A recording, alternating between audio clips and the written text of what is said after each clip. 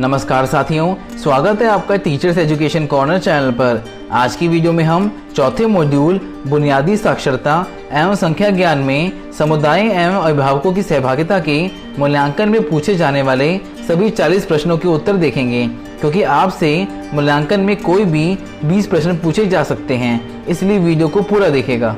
Video में आगे बढ़ने से पहले अगर आप चैनल पर नए हैं और ऐसे ही सभी कोर्सेज के बिल्कुल सही उत्तर जानना चाहते हैं तो चैनल को सब्सक्राइब जरूर कर लें और नोटिफिकेशन बेल आइकन भी प्रेस कर दें।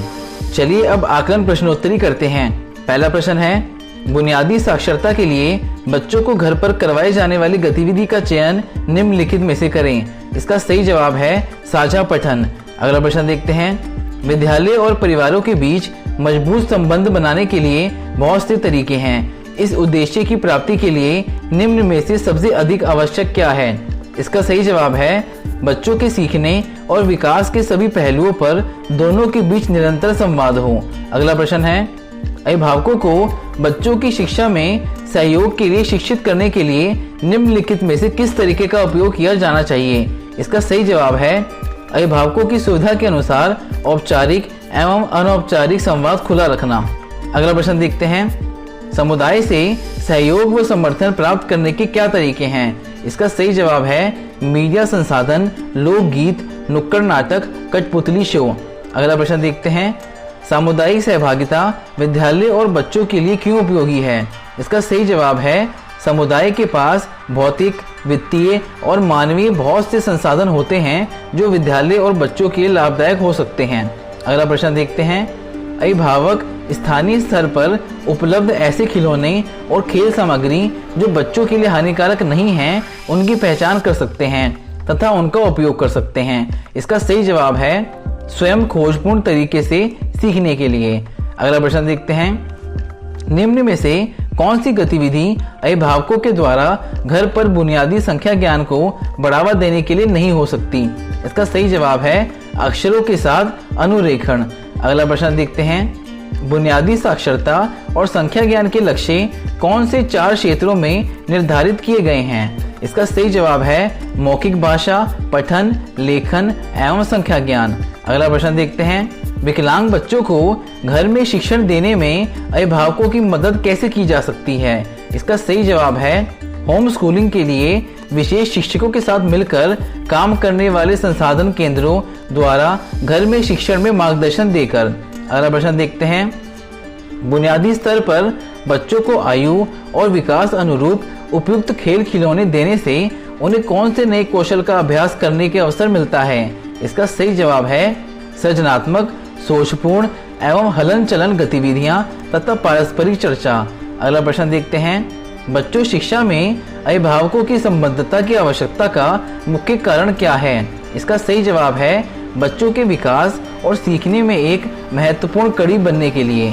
अगला प्रश्न देखते हैं, अभिभावकों और समुदाय को अनुपयोगी तथा पुनः नवीनीकरण सामग्री लाने के लिए कहने से किस में मदद मिलेगी? इसका सही जवाब है FLN गतिविधियों से संबंधित बच्चों के लिए सुरक्षित खेल और खिलौनों का सृजन करने के लिए। अगला प्रश्न देखते हैं, अभिभावकों को किस स्तर के सीखने के प्रतिफलों के प्रति जागरूक होना चाहिए?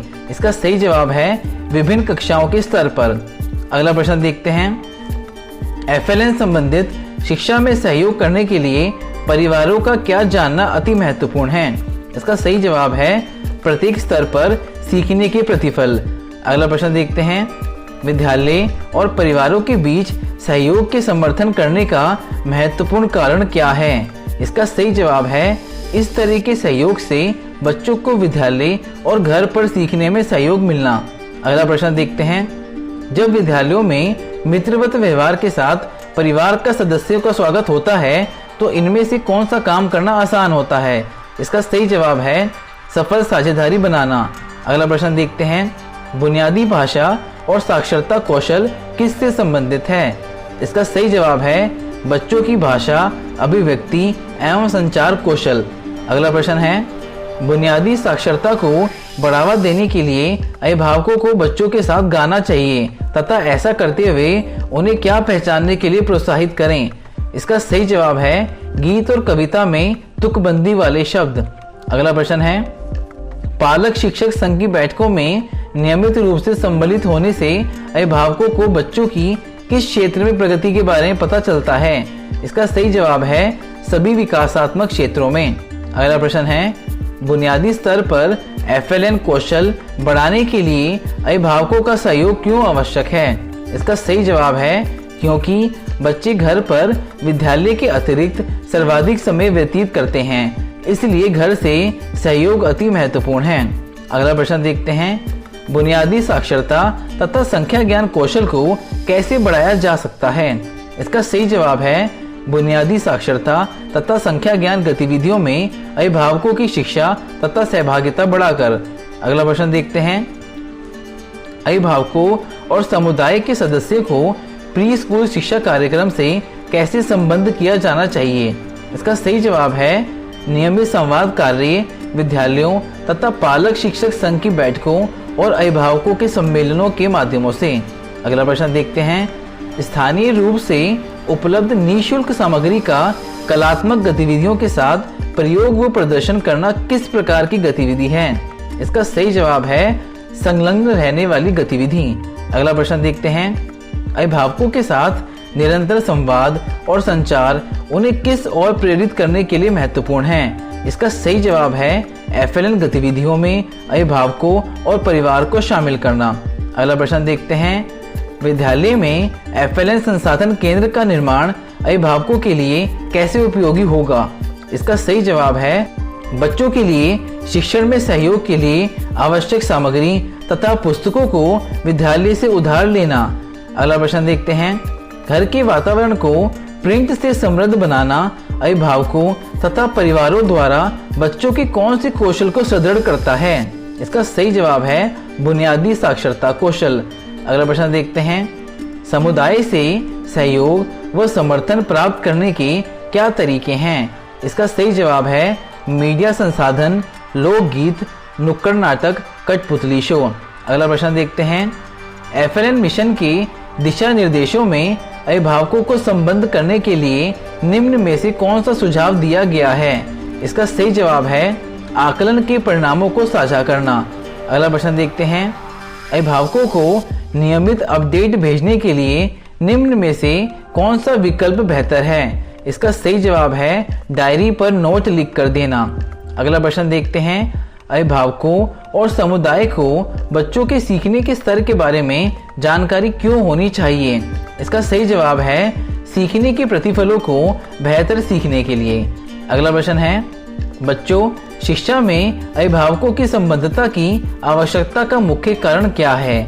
इसका सही जवाब है बच्चों के विकास और सीखने में एक महत्वपूर्ण कड़ी बनने के लिए।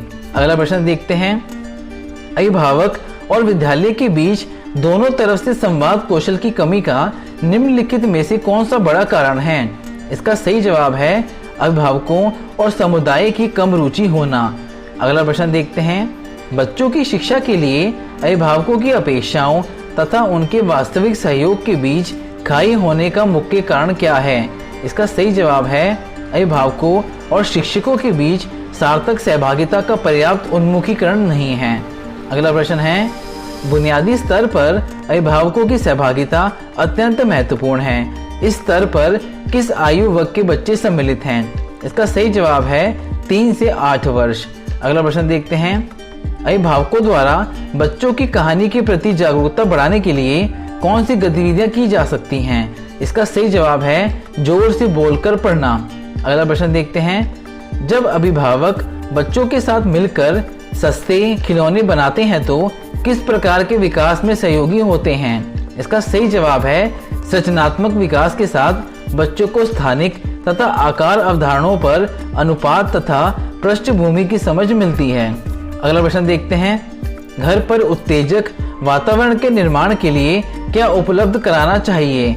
इसका सही जवाब है पत्रिकाओं, कहानी की किताबों, खिलौनों, जोड़ तोड़ मरोड़ वाली सामग्री तथा पारस्परिक बातचीत के माध्यम से। अगला प्रश्न देखते हैं, शिक्षक शिक्षिका अच्छे संप्रेषण कौशल पालन कर रही है? यदि वह, इसका सही जवाब है माता पिता के प्राप्त संदेश प्राप्त करती है और संदेश पर अपनी टिप्पणी जोड़कर उसे आगे बढ़ाती है। अगला प्रश्न देखते हैं, FLN में अभिभावकों और समुदाय की कम सहभागिता का मुख्य कारण क्या है?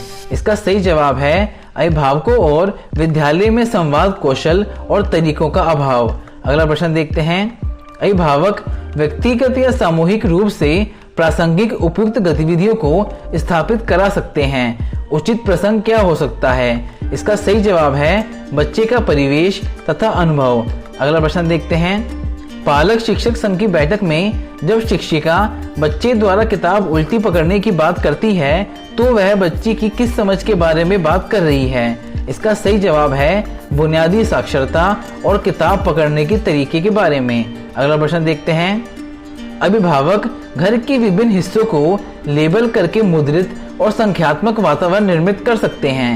ये घर के कौन से हिस्से हो सकते हैं? इसका सही जवाब है कमरे, रसोई, स्कूल बैग, टॉयलेट और दरवाजे। अब इनमें से जो भी 20 प्रश्न आपसे पूछे जाएं, उनका सही जवाब देते हुए आप 20 में से 20 अंक हासिल कर सकते हैं।